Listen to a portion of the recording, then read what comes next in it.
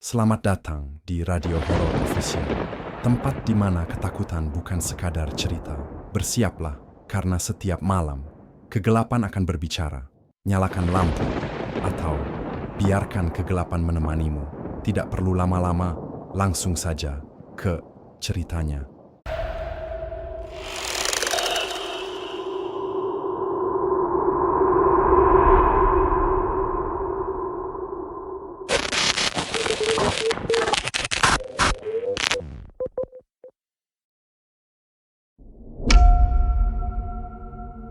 Desa Pemalang terletak di kaki sebuah gunung yang masih aktif, dikelilingi oleh pepohonan lebat dan ladang-ladang yang membentang luas. Desa ini dikenal dengan keindahannya yang alami, namun juga dengan atmosfer yang terasa berbeda, seolah-olah ada sesuatu yang melompati tanahnya. Keheningan pagi sering diselingi suara burung dan angin yang berdesir lembut. Namun ada perasaan bahwa desa ini menyimpan banyak rahasia. Arif, seorang pemuda berusia 28 tahun, baru saja memutuskan untuk pindah ke Pemalang setelah mendapatkan pekerjaan sebagai guru di sekolah dasar setempat. Ia merasa sangat beruntung karena sekolah tersebut menawarkan tempat tinggal gratis bagi para pengajarnya. Setelah bertahun-tahun tinggal di kota besar, kesempatan untuk hidup lebih tenang di desa kecil ini terasa seperti sebuah anugerah. Namun sejak pertama kali menginjakkan kaki di Pemalang, Arif merasa ada yang tidak biasa. Sementara penduduk desa menyambutnya dengan ramah, mereka terlihat selalu menghindar jika ia menanyakan sesuatu yang berkaitan dengan sejarah atau kebiasaan lama desa. Ada semacam ketakutan yang melingkupi mereka, yang tidak pernah mereka ungkapkan dengan jelas.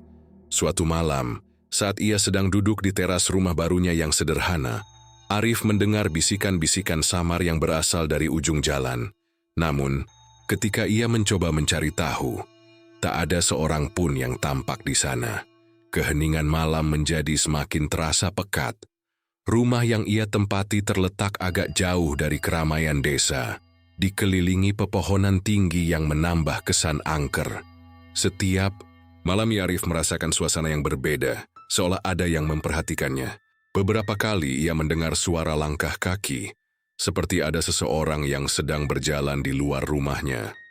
Tapi ketika dia memeriksa, tidak ada siapa-siapa di luar sana.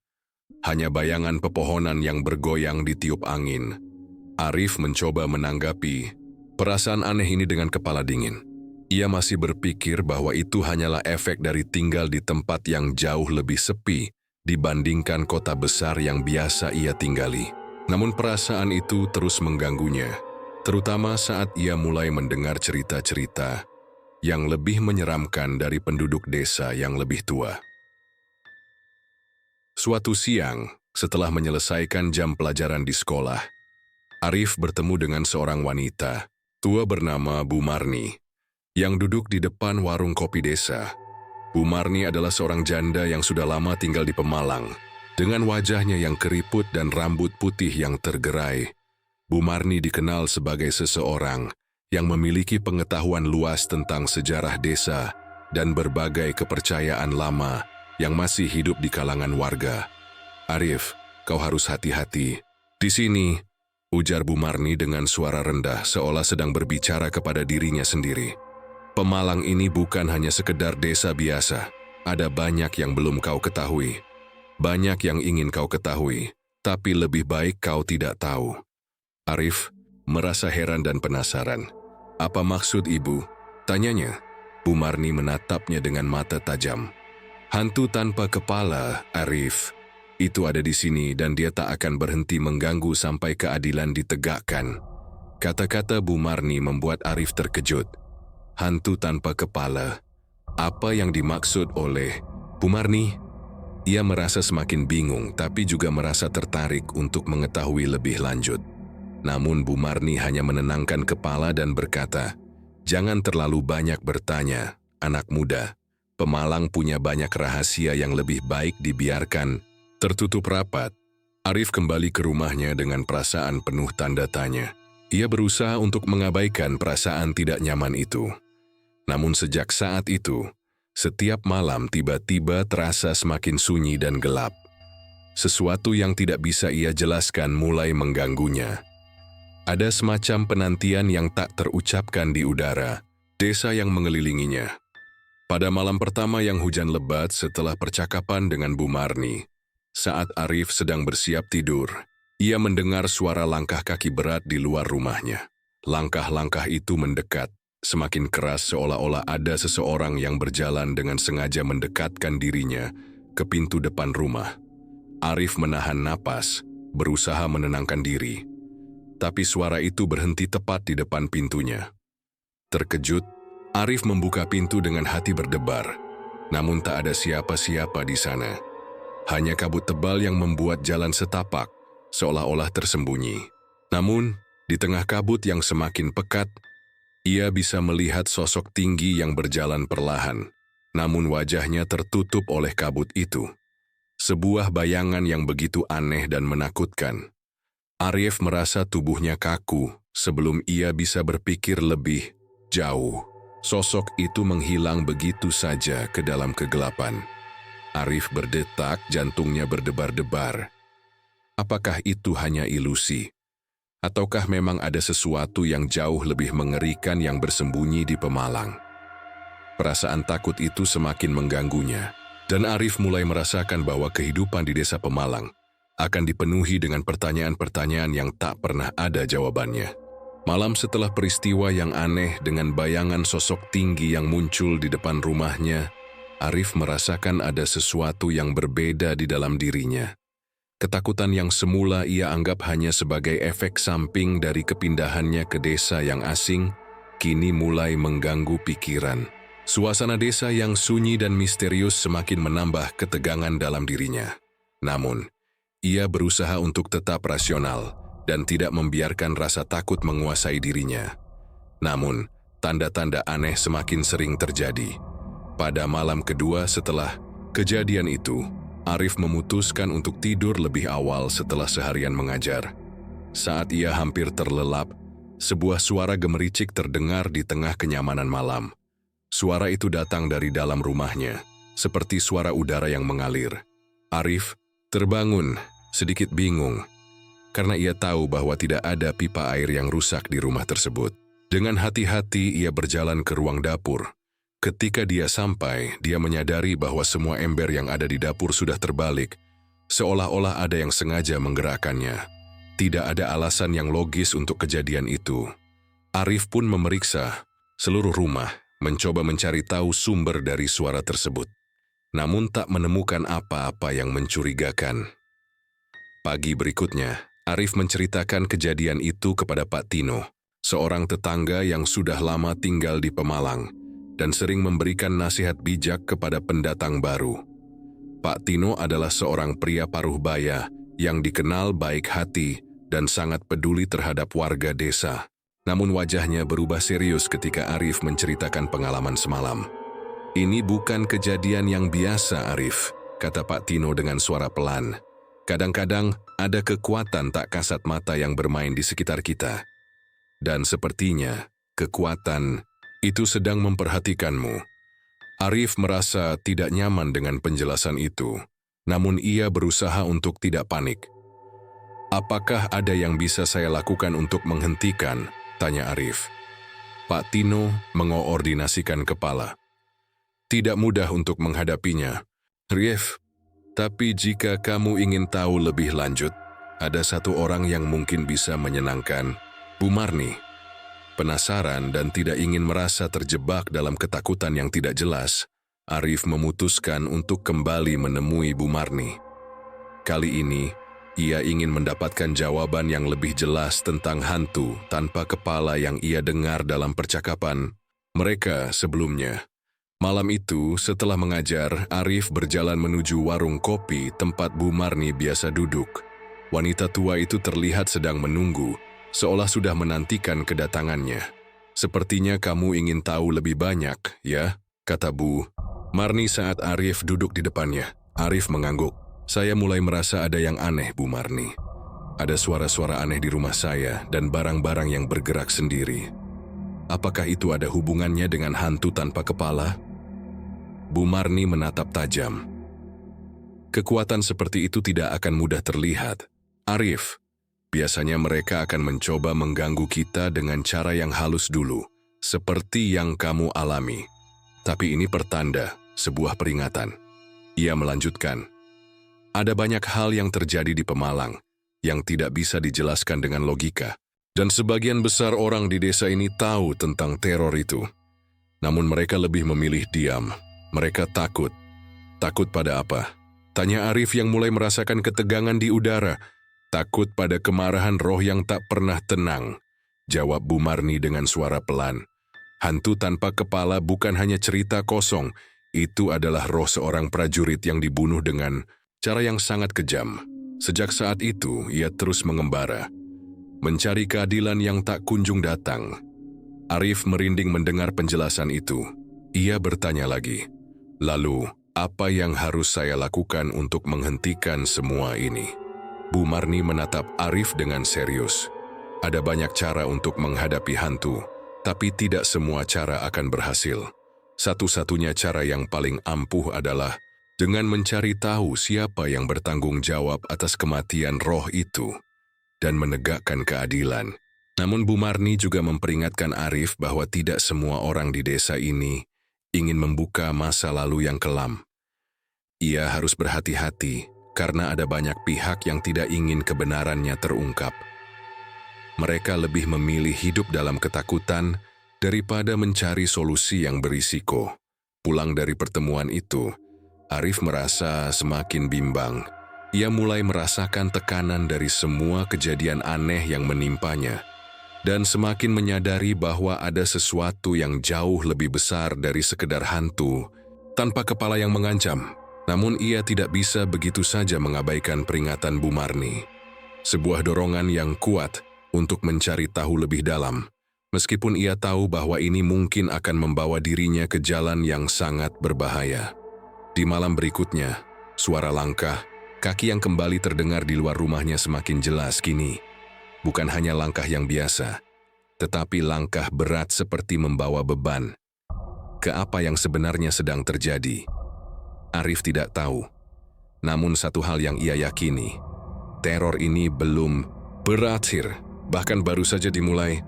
Keesokan harinya, Arif memutuskan untuk mendalami lebih jauh tentang cerita yang disampaikan oleh Bu Marni. Ia merasa semakin penasaran dan yakin bahwa ada sesuatu yang lebih dari sekedar kebetulan dalam kejadian-kejadian aneh yang ia alami. Ketakutan mulai berubah menjadi keinginan untuk mencari tahu kebenarannya. Jika itu memang legenda, Arif merasa perlu untuk mengetahui lebih banyak agar ia bisa mempersiapkan diri, atau setidaknya tidak merasa begitu terjebak dalam ketakutan yang tak beralasan.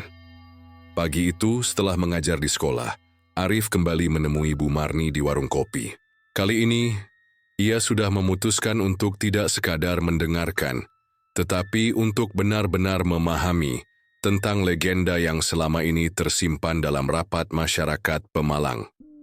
Bu Marni duduk di kursi kayu tua sambil menyeduh kopi. Wajahnya masih terkesan misterius.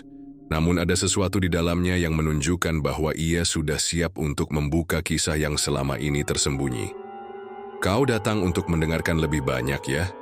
tanya Bu Marni dengan suara pelan, seolah sudah mengetahui maksud Arif. Arif mengangguk. "Ya Bu Marni, saya harus tahu lebih banyak tentang hantu tanpa kepala yang ibu sebutkan." Dengan napas panjang, Bu Marni mulai bercerita. Dahulu kala, Pemalang bukanlah seperti desa yang kita kenal sekarang. Desa ini dipenuhi oleh pertempuran, peperangan, dan balas dendam yang tak pernah terselesaikan. Semua itu dimulai dari sebuah tragedi besar yang terjadi lebih dari 100 tahun yang lalu. Waktu itu Pemalang masih dikuasai oleh penjajah, dan ada seorang prajurit yang sangat dihormati oleh penduduk desa. Namanya adalah Raden Surya. Bu Marni melanjutkan, Raden Surya adalah seorang pemimpin pasukan yang gagah berani, yang melawan penjajah dengan segala kekuatan yang ada. Namun dia tidak hanya terkenal karena keberaniannya, tetapi juga karena keberadaannya yang tidak terlihat oleh banyak orang. Ia tahu banyak rahasia tentang kekuatan mistis dan dipercaya bisa berkomunikasi dengan roh-roh yang melindungi desa. Tapi ada seorang pengkhianat, orang dekat Raden Surya yang memiliki ambisi besar. Orang ini merasa bahwa jika Raden Surya terus berkuasa, maka dia akan semakin terpinggirkan. Dalam pertempuran yang terjadi pada malam hari, sang penjahat menyerang Raden Surya dengan cara yang sangat kejam. Dengan menggunakan senjata tajam, dia memenggal kepala Raden Surya saat sang prajurit itu sedang tidur, tidak mampu melawan. Namun pembunuhan ini membawa kutukan yang sangat besar bagi Pemalang. Kepala Raden Surya yang terpisah dari tubuhnya menjadi pusat dari roh yang tidak bisa tenang. Ia terperangkap di dunia antara hidup dan mati, tanpa kepala, tanpa wajah, mencari-cari keadilan yang tidak pernah datang. Roh Raden Surya pun tidak pernah bisa menerima kenyataan itu.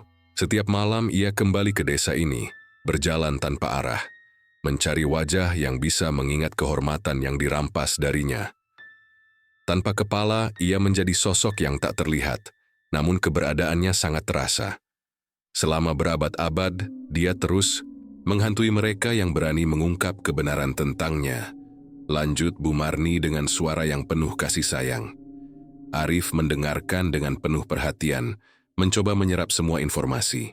Ia merasa terkejut dan agak ngeri dengan kisah yang baru saja ia dengar. Namun, di balik ketakutannya, ada rasa penasaran yang semakin menggebu. Tapi Bu Marni, kenapa hantu itu hanya muncul setiap beberapa tahun sekali? Mengapa baru sekarang saya merasakannya? Tanya Arif dengan penuh pertanyaan. Bu Marni menghela napas panjang. Setiap kali ada ketidakadilan besar di desa ini, atau seseorang yang mencoba mengungkap kebenaran tentang masa lalu, roh itu akan bangkit lagi.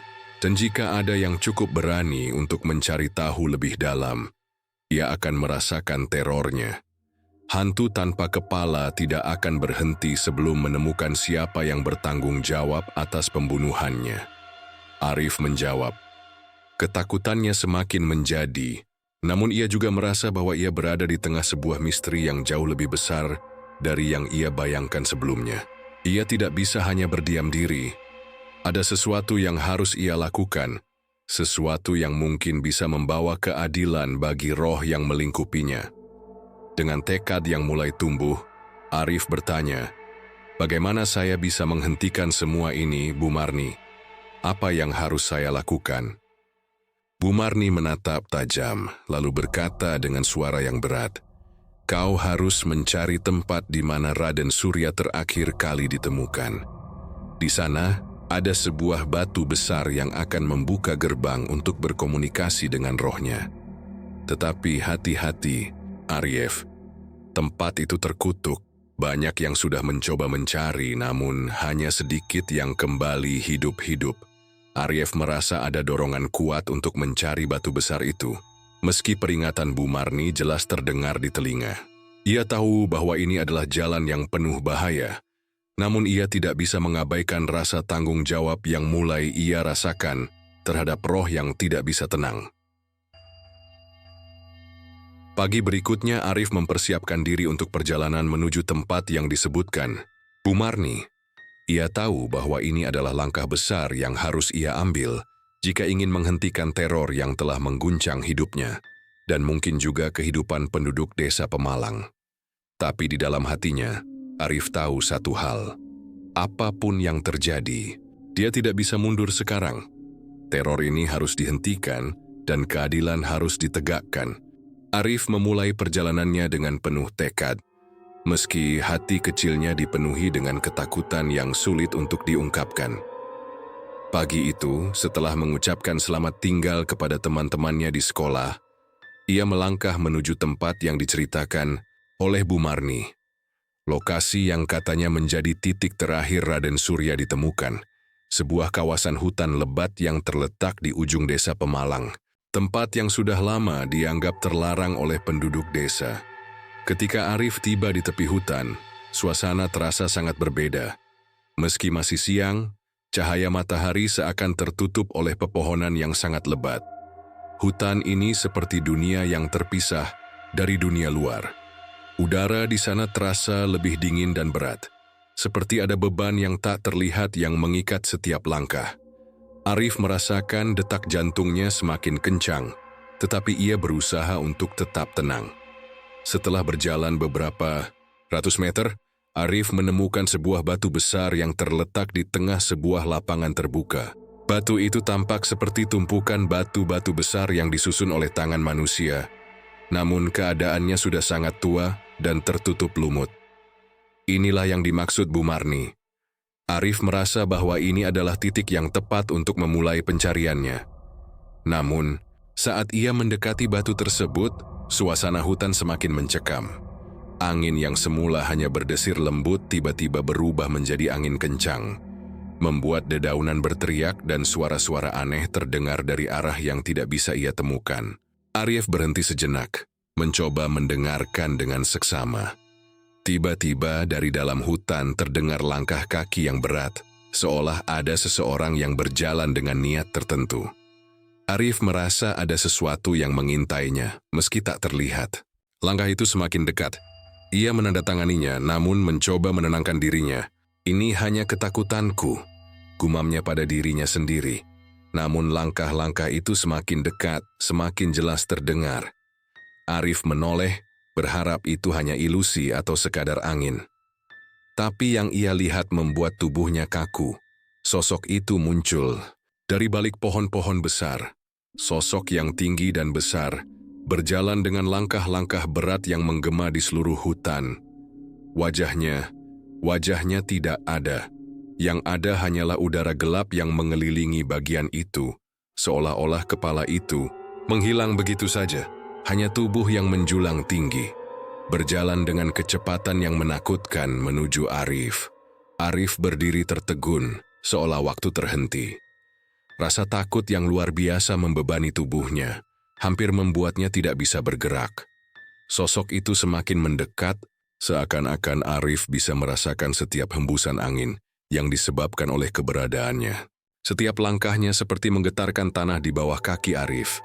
"Kau, siapa?" Arif berusaha berbicara, namun suaranya terdengar begitu kecil, bahkan tenggelam dalam kesunyian hutan. Tanpa kepala, sosok itu hanya diam, tetap berjalan di sepanjang lintasan.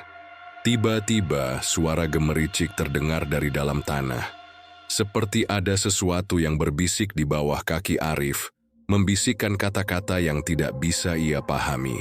Sosok tanpa kepala itu terus melangkah semakin dekat. Arif bisa merasakan hawa dingin yang datang dari arah sosok tersebut. Rasanya seperti ada kekuatan yang mengancam seluruh tubuhnya. Tiba-tiba, keadaan itu berhenti. Dengan gerakan yang sangat cepat, sosok tersebut mengulurkan tangan yang besar, hampir menyentuh dada Arif. Namun sebelum ia sempat melakukan apapun, Arif tersadar dari ketakutannya. Ia melangkah mundur dengan cepat, berlari sekuat tenaga menghindari sosok tersebut.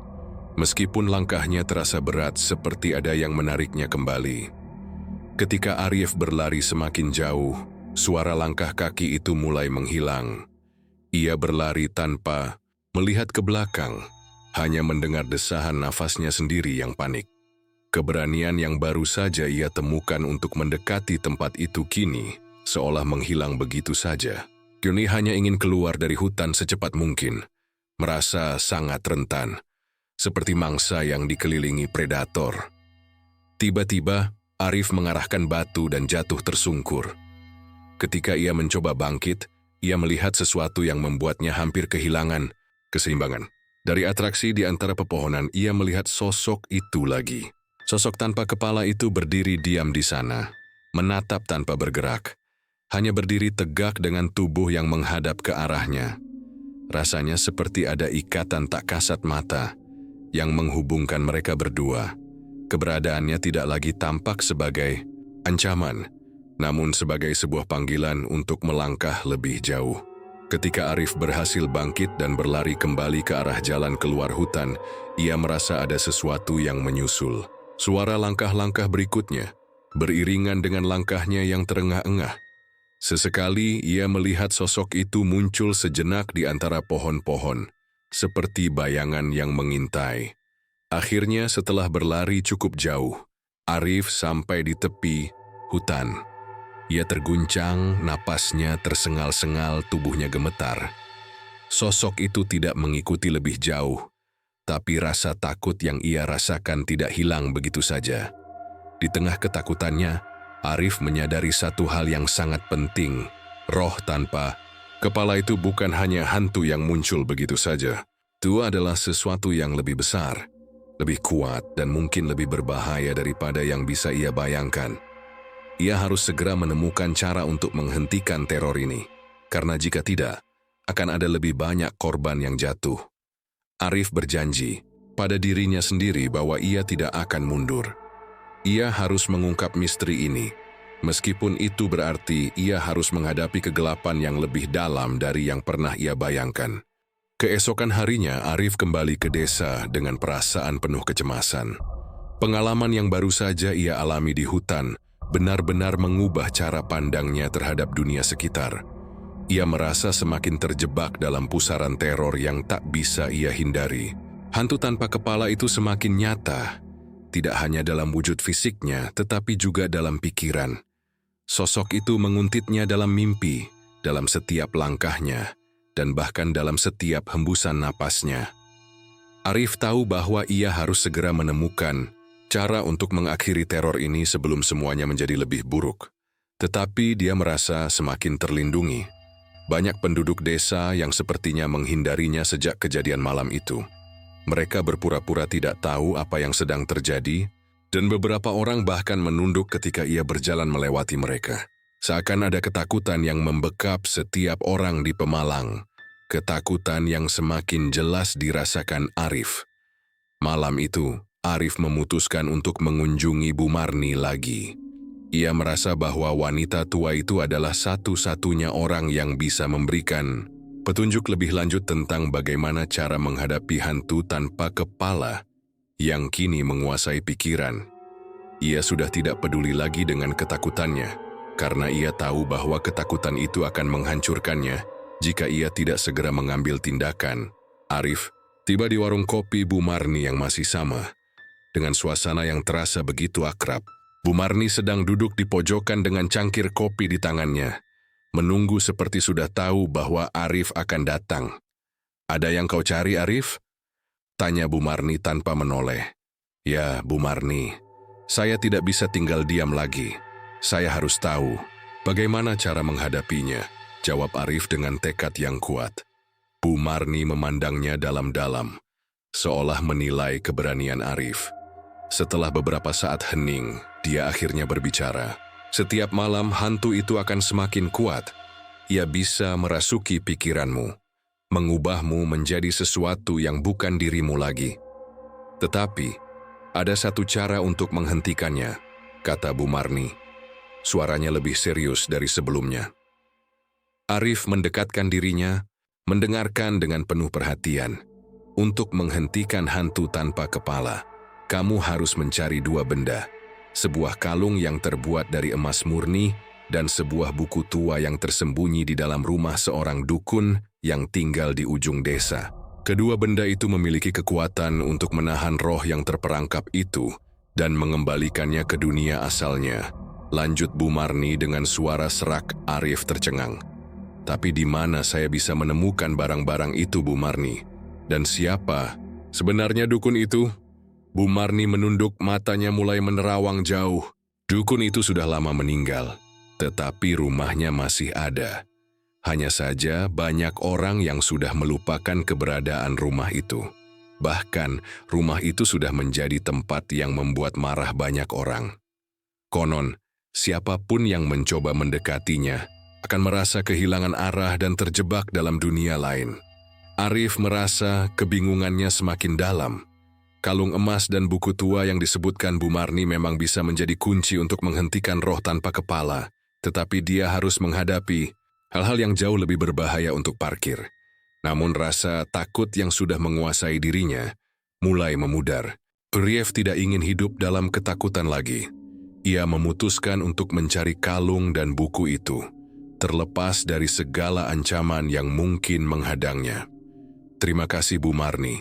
Saya akan mencarinya," kata Arif dengan suara mantap.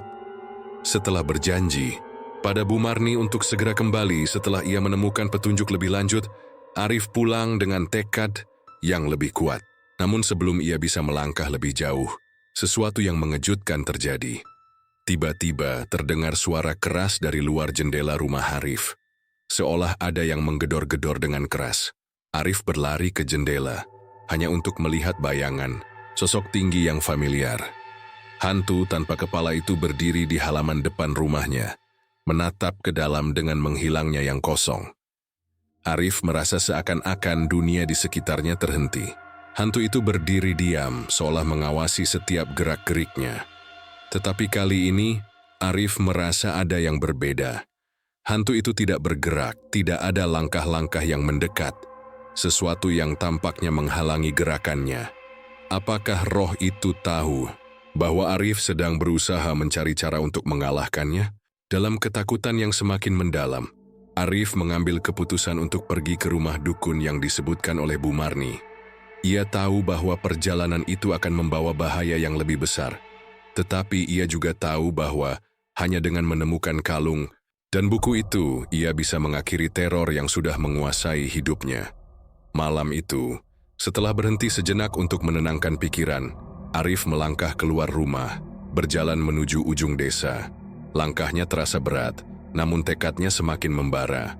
Ia tahu bahwa ia harus menghadapi ketakutannya untuk menemukan jawaban. Tapi ketika Arif melewati jalan setapak yang sempit dan gelap, sebuah suara lain terdengar, lebih keras dan lebih mengerikan dari sebelumnya. Suara langkah yang berat, seperti sesuatu yang sangat besar di dekatnya. Dan kali ini, Arif tahu bahwa sosok itu bukan hanya mengawasi, tetapi sudah semakin dekat. Teror hantu tanpa kepala bukan lagi sekedar legenda, tetapi menjadi kenyataan yang harus dihadapi dengan keberanian dan tekad yang lebih besar. Pagi itu langit Pemalang tampak lebih gelap dari biasanya. Seolah-olah awan-awan tebal yang menggantung di atas desa menandakan sesuatu yang buruk akan datang. Arif tidak punya pilihan selain melanjutkan perjalanannya menuju rumah dukun yang telah lama ditinggalkan. Meski ketakutan dan keraguan menggerogoti pikiran. Ia tahu bahwa di sanalah penjelasannya, di sanalah nasibnya akan memutuskan. Berbekal petunjuk dari Bu Marni, Arif menuju jalan setapak yang menuju ke ujung desa. Desanya yang biasanya ramah dan ceria kini terasa sangat asing dan sepi. Udara di pagi hari itu begitu berat, dan langkah kaki Arif terdengar begitu nyaring. Meskipun tidak ada suara lain yang mengiringinya, suasana itu semakin menekan pikiran, semakin mengingatkan Arif akan ancaman yang semakin nyata di hadapannya. Setelah berjalan sekitar setengah jam, Arif tiba di sebuah tempat yang berbeda. Jalan setapak yang biasanya terasa bersahabat kini berubah menjadi jalur sempit yang dipenuhi semak-semak liar. Beberapa pohon besar yang tumbuh tidak teratur menutupi sebagian besar cahaya matahari, menciptakan bayangan gelap yang mengerikan. Di antara pepohonan yang rimbun itu, Arif melihat sebuah bangunan tua yang tampak sangat mencolok. Rumah yang sudah lama ditinggalkan, namun masih berdiri tegak meski sudah dimakan waktu. Rumah itu adalah rumah yang dimaksud Bu Marni. Arif merasa ada sesuatu yang aneh ketika melihatnya. Keheningan yang menyimpannya terasa tidak biasa, seperti tempat itu dipenuhi dengan banyak rahasia yang tidak ingin diketahui oleh siapapun. Pintu kayu rumah itu tampak tertutup rapat, namun Arif merasa ada sesuatu yang menarik untuk masuk. Ia melangkah dengan hati-hati menuju pintu utama, dan saat tangannya menyentuh gagang pintu yang berkarat, ia merasakan getaran aneh dari dalam tubuhnya. Seolah-olah ada kekuatan yang muncul di tempat itu. Suatu kekuatan gelap yang menunggu untuk bangkit. Namun, meski jantungnya berdetak kencang, Arif memaksa dirinya untuk mendorong pintu itu. Pintu itu terbuka dengan suara berderit yang menambah kesan seram. Arif masuk ke dalam rumah dan segera disambut oleh bau lembab dan udara yang kaku. Di dalam rumah, suasananya sangat suram. Hanya ada sedikit cahaya yang masuk dari celah-celah di dinding, menambah kesan menakutkan dari ruangan itu. Lantai rumah yang sudah lapuk dan berdebu serta dinding yang terkelupas, seolah menceritakan kisah kelam tentang masa lalu tempat itu. Arif melangkah lebih jauh ke dalam rumah, merasakan atmosfer yang semakin berat. Di ruang utama rumah, ia melihat berbagai barang tua yang tergeletak begitu saja, seakan tidak ada yang peduli. Di sudut ruangan, sebuah rak kayu besar menampung banyak benda-benda antik, namun salah satu rak itu tampak lebih mencolok karena terdapat sebuah buku tua yang terletak di atasnya, ditutupi oleh lapisan debu tebal. Tanpa ragu, Arif mendekati rak itu dan mengambil buku tersebut. Buku itu sangat berat dan tebal, dengan sampul kulit yang sudah usang dan hampir terkelupas. Di bagian sampul, terdapat simbol yang tampaknya sangat kuno, sebuah simbol yang pernah ia lihat sebelumnya. Dalam gambar-gambar tentang ilmu hitam dan pengusiran roh, Arif merasa seolah-olah buku itu bukan sekadar buku biasa, tetapi sebuah kunci untuk membuka pintu yang lebih besar lagi, pintu menuju dunia yang lebih gelap. Namun, meski ia merasa menemukan sesuatu yang sangat penting, Arif tidak merasa lega. Mata tertumbuk pada sebuah benda lain yang ada di samping buku tersebut. Di atas meja kayu kecil, terdapat sebuah kalung emas yang bersinar, meskipun cahaya di ruangan itu sangat minim. Kalung itu tampak sangat berharga, dan ada sesuatu yang sangat kuat menghubungkan Arif dengan benda tersebut. Tanpa berpikir panjang, Arif mengambil kalung itu dan menyimpannya di dalam kantong jaketnya. Tapi saat Arif hendak berbalik untuk pergi, sesuatu yang mengejutkan terjadi. Dinding-dinding rumah itu mulai bergetar, dan suara aneh terdengar dari kedalaman rumah. Listrik rumah itu tiba-tiba mati, menyisakan kegelapan yang pekat di seluruh ruangan. Arif bisa merasakan adanya sesuatu yang bergerak cepat mengarah ke tempatnya berdiri. Suara langkah berat terdengar semakin dekat, seperti sesuatu yang tak kasat mata mengitari tubuhnya. Dengan tenaga yang cukup banyak, Arif berlari ke pintu, berusaha melarikan diri dari rumah menuju itu. Tetapi ketika ia mencapai pintu itu tiba-tiba tertutup dengan keras. Terkunci seolah ada tangan yang tak tampak menghalanginya. Arif merasa terperangkap. Suasana di dalam rumah itu semakin gelap dan penuh dengan suara berbisik. Beberapa suara seperti derap kaki terdengar semakin mendekat, semakin keras. Dan pada saat itulah Arif mendengar suara yang paling menakutkan dari semuanya. "Kenapa kamu datang ke sini, Arif?" Suara itu datang dari belakangnya. Dalam bisikan yang begitu dalam dan mengerikan, Arif menoleh dan melihat sosok yang berdiri di tengah kegelapan rumah. Sosok tanpa kepala yang mengerikan, melewatinya dengan kehampaan yang seolah menembus jiwa.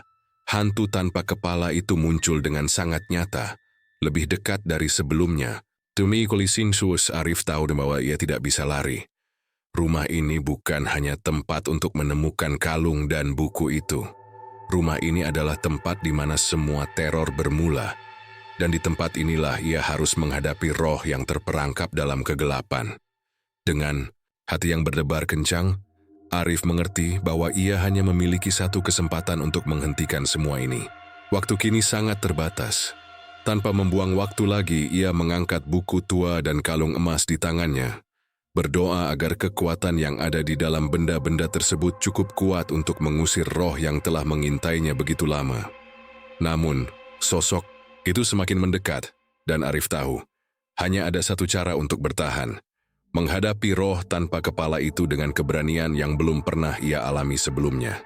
Arif merasa jantungnya hampir meledak saat sosok tanpa kepala itu semakin mendekat.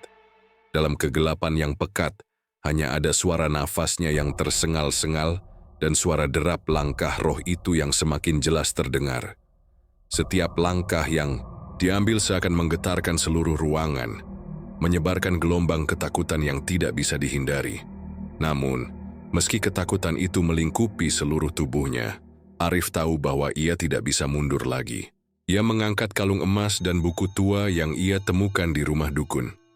Merasakan getaran yang berasal dari keduanya. Tanpa berpikir panjang, ia memegang kalung emas yang erat di tangannya. Sebuah tekanan kuat muncul dalam dirinya, seolah kalung tersebut mengandung lebih banyak kekuatan daripada yang ia bayangkan. "Saya tidak akan mundur." Arif berteriak dalam hati, mencoba mengusir rasa takut yang menggerogoti tubuhnya. Namun, suara bisikan dari sosok tanpa kepala itu masih menghantuinya. Hanya ada dua pilihan, Arif. Bergabung dengan kami atau mati di sini. Suara itu berbisik dengan nada yang begitu menyeramkan, membuat tubuh Arif semakin kaku. Ketakutan yang mendalam tertanam kembali dalam dirinya. Namun Arif tahu, jika ia tidak mengambil langkah sekarang, semua usaha ini akan sia-sia. Dalam gelapnya rumah dukun yang kian mencekam, Arif berusaha untuk tetap tenang. Ia membuka buku tua itu, yang terasa begitu berat, dan menemukan sebuah halaman yang tampaknya menjadi kunci dari apa yang ia cari. Tulisannya dalam bahasa yang sangat kuno dan sulit dipahami, tetapi ada sebuah simbol yang familiar, simbol yang pernah ia lihat pada kalung emas itu. Arif menyadari bahwa kalung emas dan buku itu adalah dua bagian dari ritual pengusiran roh yang terkunci selama bertahun-tahun.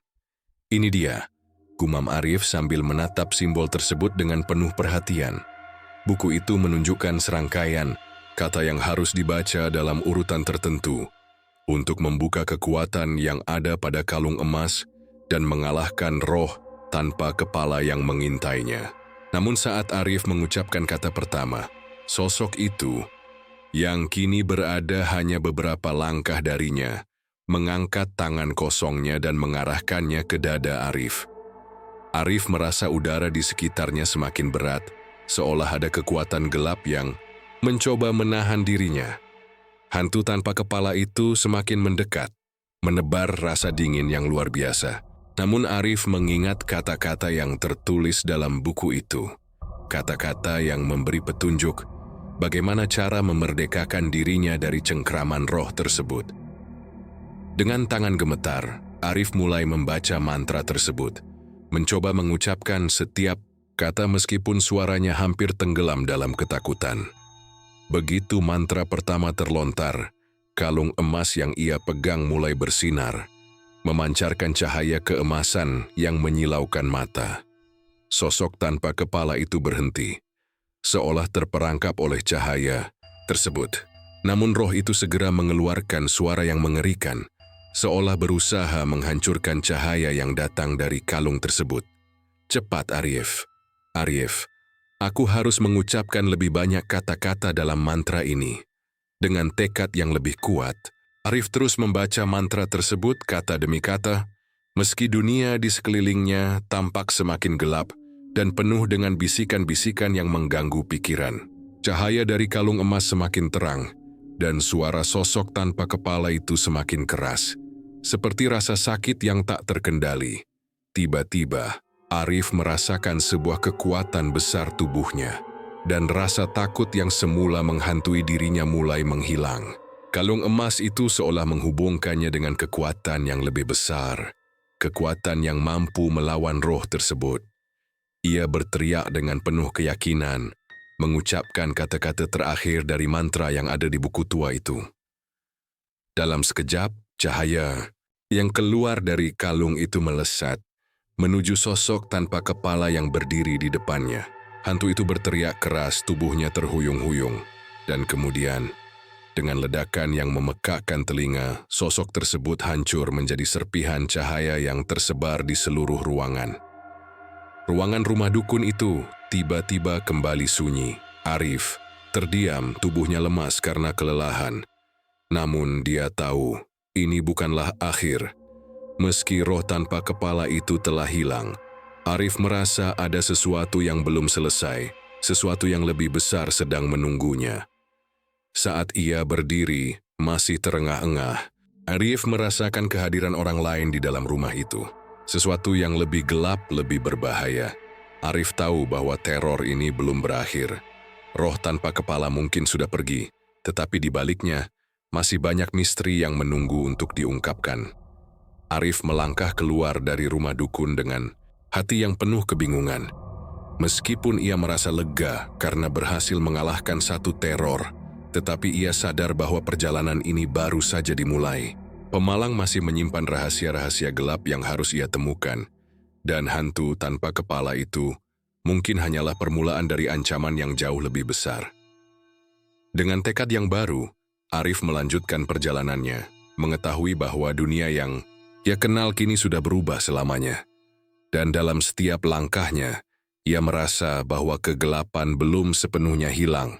Masih ada banyak ancaman yang menanti. Namun, Arif tahu bahwa ia tidak bisa berhenti di sini. Terdapat lebih banyak rahasia yang terpendam di Pemalang, dan perjalanannya baru saja dimulai. Setelah kejadian malam itu, Arif memutuskan untuk mencari tahu lebih banyak tentang asal-usul roh tanpa kepala yang telah mengganggunya, dan tentang rumah dukun yang ternyata menyimpan banyak misteri. Ia kembali ke Bu Marni, yang menjadi satu-satunya orang yang masih mau berbicara dengannya setelah semua kejadian itu. Bu Marni tampak lebih khawatir dari biasanya. Matanya berkilau dengan kecemasan yang mendalam. "Arif, kamu benar-benar tidak tahu apa yang kamu lakukan," kata Bu Marni dengan suara rendah. "Roh tanpa kepala itu bukanlah sosok yang sembarangan. Itu adalah penjaga pintu gerbang antara dunia kita dan dunia lain. Dunia yang dipenuhi oleh makhluk-makhluk yang lebih gelap dan lebih berbahaya dari yang bisa kita bayangkan." Arif memandang Bu Marni dengan serius. "Apa yang sebenarnya terjadi di desa ini, Bu Marni? Kenapa semua ini terjadi?" Bu Marni menghela napas panjang, tampak ragu-ragu sebelum akhirnya berbicara. "Dulu, desa ini adalah tempat yang sangat makmur. Tetapi, ada sebuah keluarga yang menanamkan ilmu hitam. Mereka ingin menguasai dunia roh, dan untuk itu mereka melakukan ritual-ritual terlarang yang membuka pintu menuju dunia lain. Roh tanpa kepala adalah penjaga dari pintu tersebut, dan selama bertahun-tahun, roh itu telah terjadi di antara dunia kita dan dunia yang lebih gelap. Setiap kali seseorang mencoba mengganggu keseimbangan itu, roh itu akan muncul dan mencapai siapa saja yang berusaha mendekat." Arif mendengarkan penjelasan Bu Marni. "Jadi apa yang harus saya lakukan? Menghentikan semua ini bukanlah hal yang mudah. Saya merasa seperti hanya menyentuh permukaan dari masalah yang jauh lebih besar." Bu Marni mengangguk. "Kamu benar. Mengalahkan roh kepala tanpa hanya merupakan bagian kecil dari masalah ini. Ada kekuatan yang lebih besar yang masih terikat di Pemalang. Kekuatan itu terhubung dengan rumah dukun yang kamu temukan. Rumah itu bukan sekadar tempat tinggal, tetapi juga sebuah portal yang bisa menghubungkan dunia kita dengan dunia lain. Namun hanya sedikit orang yang tahu cara menutup portal itu secara permanen." Arif merasa tubuhnya mulai gemetar, namun tekadnya tetap teguh. "Jadi, saya harus menutup portal itu? Bagaimana caranya?" Bu Marni memperhatikan dengan penuh perhatian. "Untuk menutup portal itu, kamu membutuhkan lebih banyak dari sekadar buku dan kalung. Kamu harus menemukan altar kuno yang tersembunyi di dalam hutan dekat desa ini. Di sana, kamu akan menemukan batu hitam yang menyimpan kekuatan besar. Hanya dengan menempatkan batu itu di titik tertentu di rumah dukun, kamu bisa menghalangi akses ke dunia lain dan mengakhiri semua teror ini."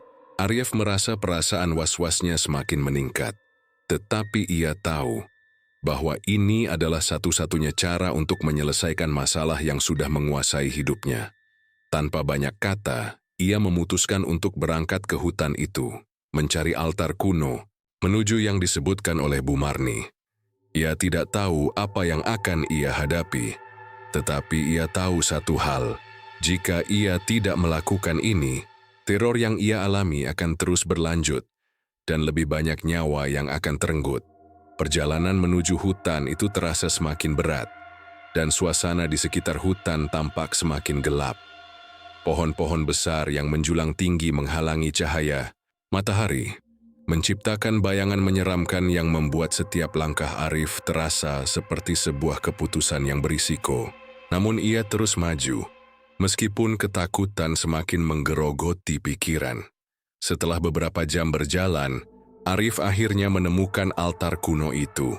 Di sana, di tengah hutan yang sepi, terletak sebuah batu hitam besar yang terukir dengan simbol-simbol yang tidak dapat ia mengerti. Batu itu tampak sangat tua dan penuh energi gelap.